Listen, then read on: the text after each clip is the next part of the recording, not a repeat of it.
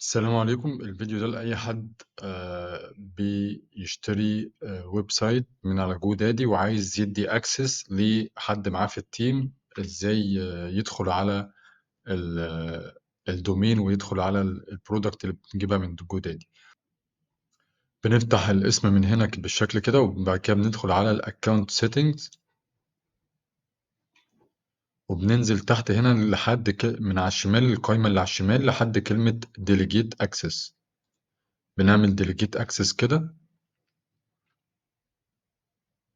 طبعا هو هنا هيبعت لي الكود عشان ادخل ابعته، واعمل فيريفيكيشن ان انا اللي بدخل بالاكونت بتاعي. هو هنا بعت لي الكود فعلا على الموبايل.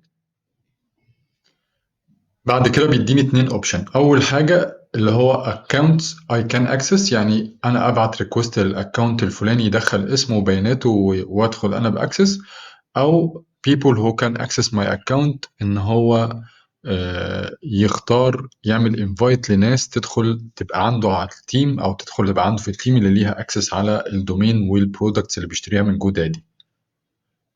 طبعا هنا انا عشان انا عايز اعمل اكسس على دومين كلاينت عندي، فهعمل ريكوست اكسس، وبيظهر لي صفحه زي كده. طبعا بكتب فيها ان انا لو انا عايز الدومين اونلي مفيش مشكله، ممكن البرودكتس والدومين والبيرشيس ممكن اخليها بس الدومين اونلي عشان ما يبقاش ليها حاجه ليها علاقه بالشراء او حاجه زي كده. تمام.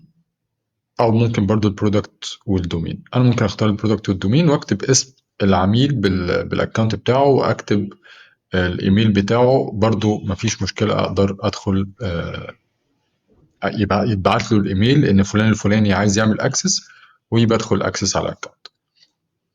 الجنب التاني لو انا عايز اعمل انفيتيشن لحد، طبعا بختار برضو نفس القصة، بختار واحد من التلاتة وبكتب اسمه وبكتب الايميل بتاعه، وبيبقى هو ليه اكسس على البرودكتس والدومينز اللي عندي على جوداتي. بس كده. ده تقدر تضيف دي الطريقة اللي تقدر تضيف بيها ناس على اكونت جودادي بتاعك، ويقدروا يتحكموا في الدومين او يقدروا يظبطوا الدومين على حسب ما انتوا عايزين في التيم. السلام عليكم.